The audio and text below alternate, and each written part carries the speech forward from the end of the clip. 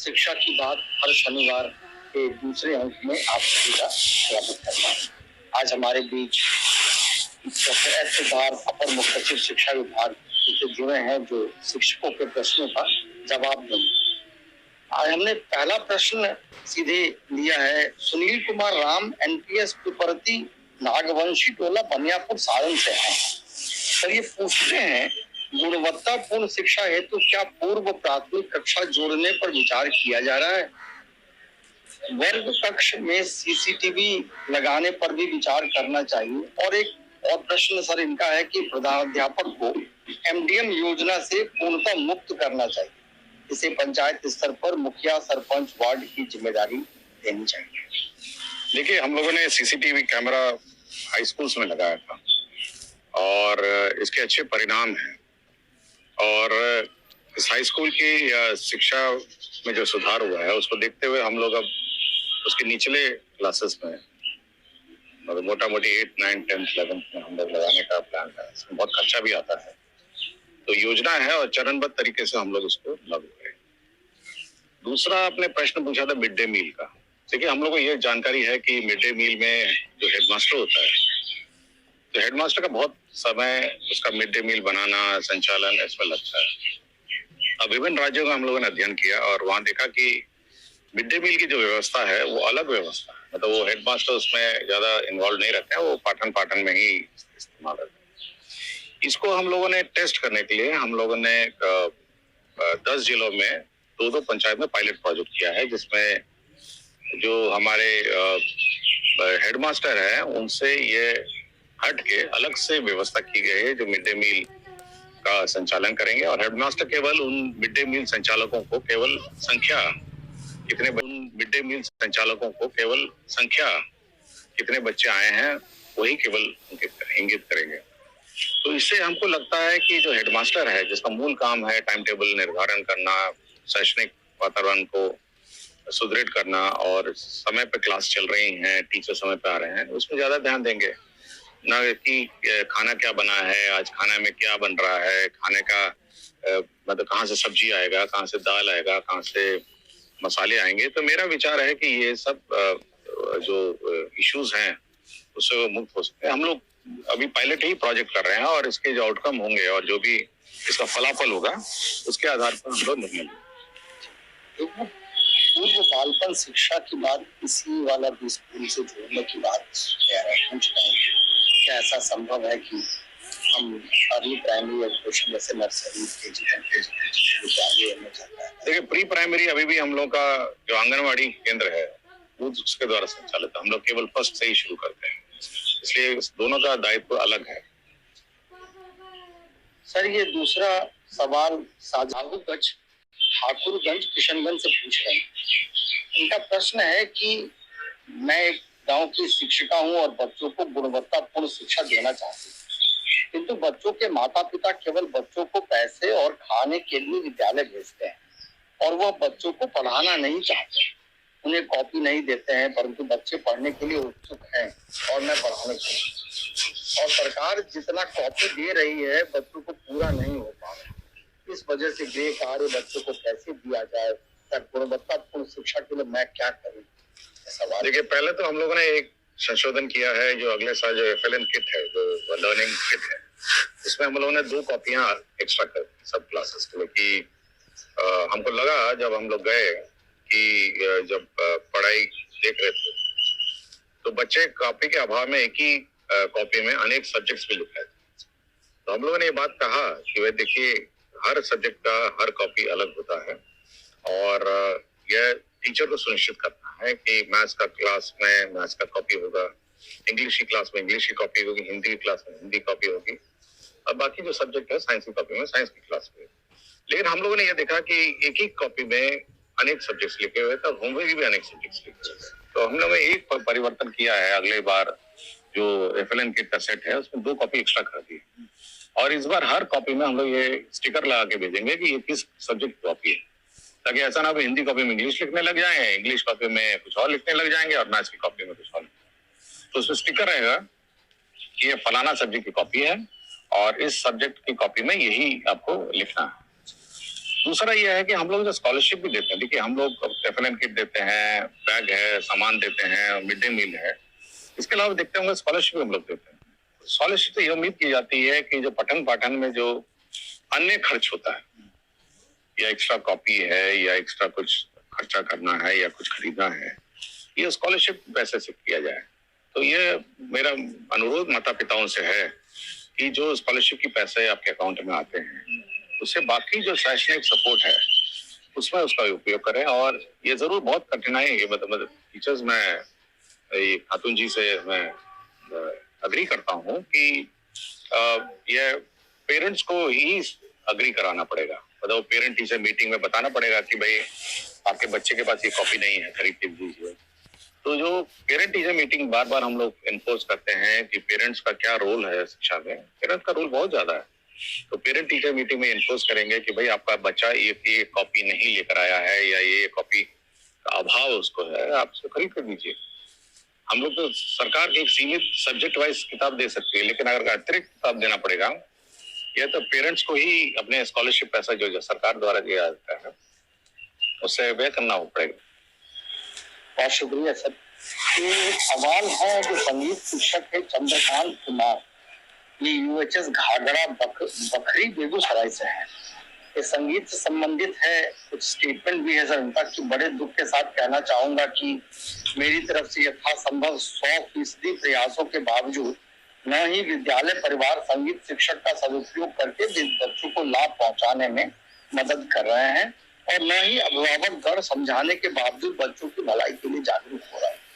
महाशय, कम से कम शुक्रवार शनिवार को भी विधिवत संगीत शिक्षण कार्य विद्यालय स्तर पर सुनिश्चित हो तो बच्चों में सर्वांगीण विकास संभव हो सकेगा। ऐसी कोई व्यवस्था नहीं बन रही। देखिए, हम लोग जब स्कूल में पढ़ते थे तो संगीत का जो क्लास है वो वीकडेज में भी था और शनिवार को भी था। तो ये हेडमास्टर पर निर्भर करता है कि वो संगीत का क्लास कब लगाता है। देखिए, संगीत भी आपकी शैक्षणिक व्यवस्था का अहम अंग है, इसको अलग नहीं किया जा सकता है कि ये नोटबुक से संबंधित नहीं है, ये किताब से संबंधित नहीं है।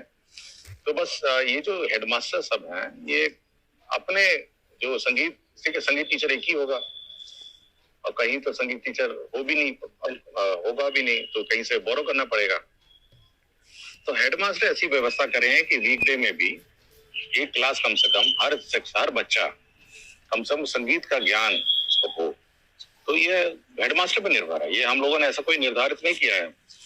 तो संगीत क्लास होनी चाहिए और कंपलसरी होनी चाहिए और हर बच्चे को अटेंड करना चाहिए, और समय निर्धारित हेडमास्टर करेंगे। हम लोग यहाँ से नहीं करना चाहते हैं, फिर कुछ प्रॉब्लम हो जाएगा। हम लोग यहाँ से मुख्यालय स्तर से करेंगे। हेडमास्टर अपने यहाँ पे निर्धारित करें, और संगीत टीचर जो भी लोकल है, जो भी बहुत सारे लोकल लोग संगीत सिखाने के लिए इच्छुक होंगे अपना सिखाएंगे, या फिर जो हेडमास्टर जो टीचर है, संगीत शिक्षक हैं अगल बगल स्कूल में, वो आके सिखाएंगे। बहुत शुक्रिया सर। एक सवाल है जो बहुत दूर दराज के विद्यालय से है। रत्नेश कुमार मिश्र विद्यालय अध्यापक है, नंदकेश्वर सिंह उच्च माध्यमिक विद्यालय पकड़ी, अमोलवा, पश्चिमी चंपारण। सर, इनका सवाल है कि अंकित करना है कि बिहार में उच्च माध्यमिक विद्यालयों में कंप्यूटर विज्ञान के शिक्षक नहीं होते। वे लोग वर्ग से 9 से 12 तक की कक्षा में कंप्यूटर की कक्षाएं ले रहे हैं। यद्यपि 11-12 का सिलेबस तो एससीईआरटी के द्वारा दिया गया है, परंतु 9-10 का सिलेबस नहीं है। सीबीएसई या अन्य बोर्ड में कक्षा 2 से ही कंप्यूटर की कक्षा बच्चों को दी जा रही है। ग्रामीण परिवेश में बच्चों में मुख्य विषयों को लेकर काफी सजगता देखी जाती है, परंतु बिहार बोर्ड में कंप्यूटर मुख्य विषय नहीं होने के कारण विद्यार्थियों में इस विषय को लेकर इतनी सजगता नहीं देखने को मिल रही। मासिक अथवा सार्वजनिक परीक्षाओं में भी कंप्यूटर विज्ञान की परीक्षा को शामिल नहीं किया जाता है, जिसके कारण विद्यार्थियों में कंप्यूटर विज्ञान विषय को लेकर गंभीरता नहीं दिखाई पड़ती। विभाग इस संबंध में क्या राय है? देखिए, कंप्यूटर की इस बार पहली बार हम लोग बुक छाप रहे हैं, और एक ही बुक है, मतलब वो वर्गवार किताब नहीं छाप रहे हैं इस बार पहली बार। क्योंकि मेरा अपना अनुभव है कि क्योंकि हम लोग पिछले सालों में कंप्यूटर का किताब नहीं छापे हैं, तो एक ही किताब 6, 7, 8, 9, 10 के लिए एक ही किताब छापे, और हमने 6, 7, 8। तो ये हम लोगों का है कि जो 6, 7, 8 है, इनको नए सिरे से कंप्यूटर का ज्ञान दिया जाए। और एक कंसोलिडेटेड बुक है जिसमें अंग्रेजी भी है, हिंदी भी है, सबका मिश्रण है।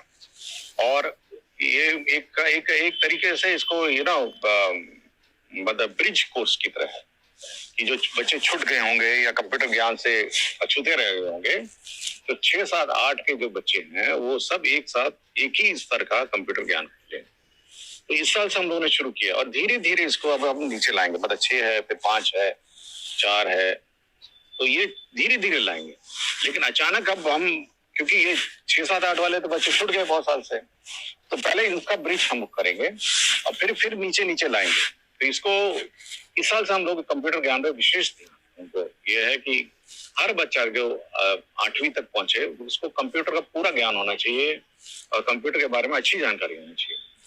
तो जूनियर क्लासेस में जरूर हम लोग कोशिश करेंगे, बट अभी वो स्थिति नहीं है और उसमें राशि भी लगेगी। अगर आप प्राइमरी स्कूल में कंप्यूटर लाने की बात है तो आपको हो सकता है टैब यूज करना पड़ेगा और बच्चों को टैब के माध्यम से कुछ सिखाना पड़ेगा। तो धीरे धीरे ये काम करेंगे, बट अभी हम लोग 6, 7, 8 पे कंसंट्रेट कर रहे हैं और धीरे धीरे हम लोग इसका भी एक रोड मैप बनाएंगे कि 5वां क्लास कैसे करें, 4था क्लास कैसे करें। और मैं ये आश्वस्त करूंगा कि जो स्तर का कंप्यूटर ज्ञान है सब जगह, हम लोग 6, 7, 8 में उसको कंप्लीटली मतलब वो ब्रिज कोर्स से हम पूरा कर लें। Thank you sir. एक अभिषेक राज है, प्राथमिक विद्यालय ध्रुव पट्टी भैलाड़ मधेपुरा से। ये सर आधार सीडिंग पे सवाल है कि सर बच्चों की नया आधार कार्ड बनाने की प्रक्रिया जटिल है, जिसमें कागजात में जन्म प्रमाण पत्र की मांग की जा रही है। बहुत सारे बच्चे के पास जन्म प्रमाण पत्र उपलब्ध नहीं है। इसके वैकल्पिक में माता पिता या स्कूल के कोई कागजात का विकल्प दिया जाना चाहिए ताकि इस शिक्षा कोष पर प्रवेश हो सके और सरकार द्वारा दिए जाने वाले लाभ से। देखिए, मेरा विचार ये है कि आधार कार्ड तो सभी बच्चों को होना चाहिए और किसी समस्या का समाधान उसके आउटकम को परिवर्तन करना नहीं चाहिए। अगर आपका जन्म प्रमाण पत्र नहीं बन रहा है तो कोशिश ये है कि जन्म प्रमाण पत्र बने। और सरकार का भी नियम है, registrar of birth and death का भी नियम है कि समय पर जन्म प्रमाण पत्र।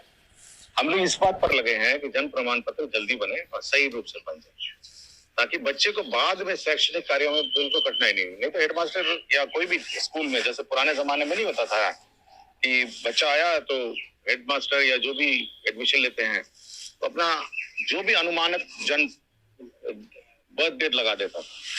ये व्यवस्था अब परिवर्तित होनी चाहिए और हम लोग इस बात पर लगे हैं कि डेट ऑफ बर्थ सर्टिफिकेट सही रूप से बने और जल्दी बने। हम लोग जिला पदाधिकारियों से लगातार मीटिंग करते रहे हैं और उनको यह सुनिश्चित करने के लिए कहे हैं कि सभी बच्चे जितने भी बिना आधार के एनरोल्ड हैं, अभी बिना आधार के भी एनरोल्ड हैं, उनका जल्दी से जल्दी उनका जन्म प्रमाण पत्र बनाकर उनको आधार इश्यू कराएगा।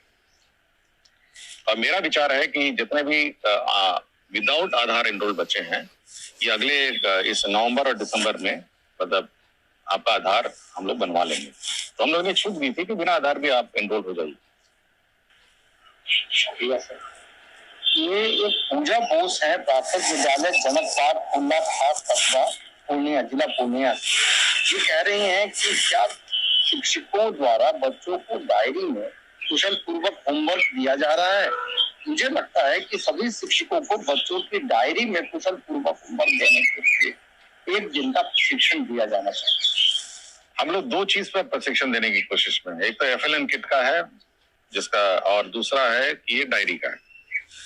तो ये हम लोग ब्रॉडकास्ट मोड में YouTube के माध्यम से सभी को एक बार फिर से प्रशिक्षण देंगे कि डायरी कैसे लिखी जाती है, क्या अपेक्षा है पेरेंट्स के। और इस डायरी को लेके आपको पेरेंट टीचर मीटिंग में बैठना है।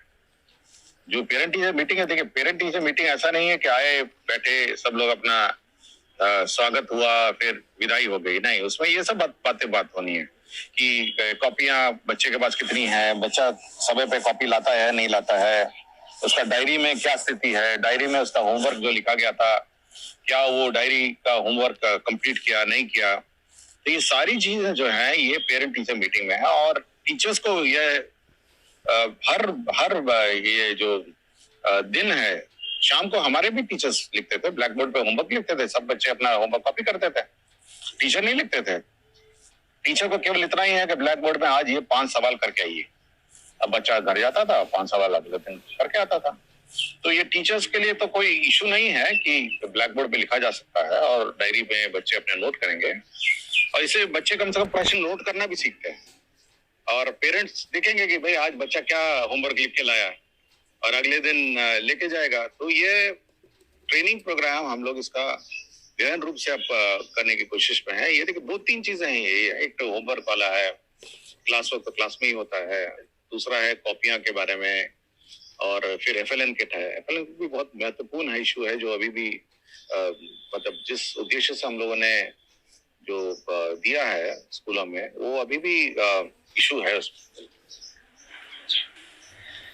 ये उसी से लगता हुआ लगभग सवाल है। ये कुमकुम कुमारी शिक्षिका मध्य विद्यालय बाग जमालपुर से पूछ रहे हैं, बच्चों के चहुमुखी विकास के लिए विद्यालय को विगत कुछ वर्षों से तरह तरह की उपयोगी शैक्षिक गतिविधियों संबंधित उपकरण यथा FLN किट, बाल उपयोगी पुस्तकें, खेल सामग्री आदि पर्याप्त मात्रा में उपलब्ध कराया गया है, परंतु विद्यालय में सामग्रियों को रखने व उचित प्रयोग हेतु स्थान नहीं होने के कारण इन सामग्रियों का उपयोग नहीं हो पा रहा है, जो चिंता का विषय।